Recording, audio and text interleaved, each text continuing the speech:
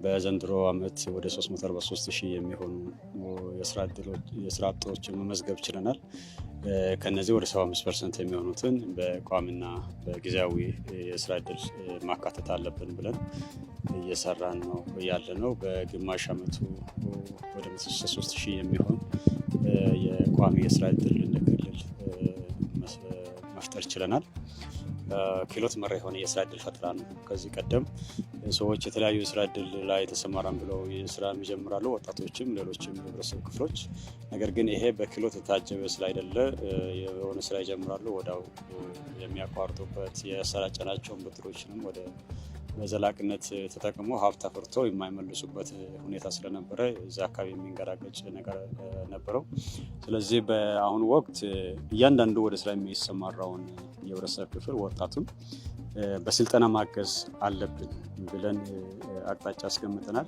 ስለዚህ በአጫጭር ስልጠናዎች እንዲሁም ደግሞ በመደበኛ ስልጠናዎችም የክህሎት ስልጠና ላገኙ ወጣቶች ብቻ ናቸው ወደ ኢንተርፕራይዝ ተደራጅተው ብድርም የሚመቻችላቸው ከመንግስት የሚያገኙት የመሸጫ ቦታም ይሁን የብድር አቅርቦትም ይሁን የመስሪያ ቦታዎችም ጨምሮ በክህሎት ስልጠና ማለፍ አለባቸው ብለን አቅርበናል። ከዚህ አንጻር የስልጠና ማዕከላችን በተለይ ቴክኒክና ሙያ ተቋሞቻችን አዲስ የቴክኒክና ሙያ ፖሊሲ አውጥተናል። ከዚህ ጋር ተያይዞ ይሄ ፖሊሲ በዋናነት የቴክኒክና ሙያ ተቋሞቻችን ትልቅ የኢንተርፕረነር መፈልፈያና አቅም የቴክኖሎጂ ሽግግር ማድረጊያ ቦታዎች እንዲሆኑ ነው እየሰራን ያለ ነው። በዋናነት እኛ የምንፈልገው የሚሰሩ እጆች፣ እነዚህን ደግሞ የሚሰሩ እጆች ወደ ስልጠና ወደ ብቃት ካመጣን እዚህ ክልል ላይ ያሉትን ሰፋፊ የሆኑ አቅሞችን የስራ እድል ፈጠራ ላይ የሚሰሩ ስራዎች እንደ ግር ማሽን ነው። አንደኛውን ስታንቀሳቀስ ሌላኛው ይንቀሳቀሳል። እዚህ ምርት ስናመርት ሌላ አካባቢ ደግሞ ገበያ ወስዶ የሚሸጡ ምርቱን ደግሞ ማልቲፕላይ አድርጎ እሴት የሚጨምሩ ሰንሰለት ላይ የሚያደርጉ እዚህ ስንዴ ስታመርት ስንዴውን ተቀብሎ ኩኩስ የሚያመርቱ ዳቦ የሚያመርቱ ፓስታ የሚያመርቱ ኢንዱስትሪዎች ላይ የተያያዘ የስራ አቅም የሚፈጥር ከመሆኑ ጋር ተያይዞ በዋናነት የምርታማነት መጨመር እዚህ ውስጥ አለ። እዚህ ውስጥ ደግሞ ተጨማሪ ቫልዩ አድ ማድረግ ስራዎች አሉ። እነዚህን የሚያስተሳስር የክህሎት መር የስራ እድል ፈጠራ እንዲሁም ደግሞ በዋናነት ደግሞ የቤተሰብ ኢንተርፕራይዝ አሁን ሌሎቹ ከተለያየ አካባቢ የሚመጡ ኢንተርፕራይዞች ብዙ ውጤታማ አይደሉም። በቤተሰብ ደረጃ በአባት ማሳ በአካባቢ ይት ወንድም ያጎት ልጅ እንደዚህ ተሰባስበው የሚሰሯቸው ቢዝነሶች አሁን ባለን ኤክስፒሪያንስ በጣም እየሰፉና እያደጉ የሚሄዱ ናቸው።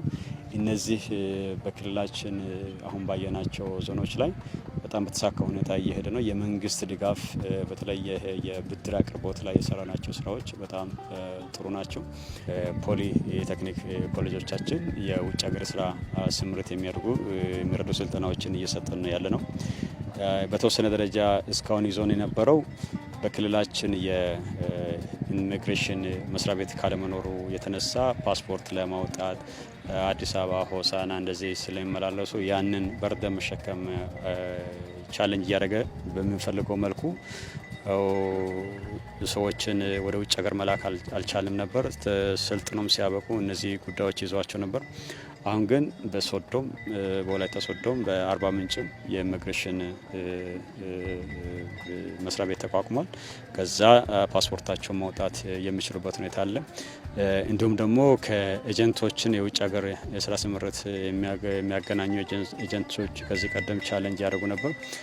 አሁን ስልጠና የወሰዱ እና ሰርቲፋይድ የሆኑ ሲኦሲ ያለፉ ወጣቶች በኢትዮጵያ የገበያ መረጃ ስርዓት የለማይስ በምንለው ላይ ይመዘገባሉ። ከዛ ጥሪ ሲመጣላቸው መንግስት አገናኝቷቸው ከስራ ፈላጊዎቹ ጋር ውጭ ሀገር ከሚፈልጓቸው ሲያገናኝ በቀጥታ የሚሄዱበት ነው እና የደላላውም ሰንሰለት ብሬክ ስለደረገ አሁን የተሻለ ሰው ወደ ውጭ እናሰማራለን ብለን እንጠብቃለን። ፖቴንሻሊ የስልጠና አቅማችን በጣም እየጨመረን ያለ ነው።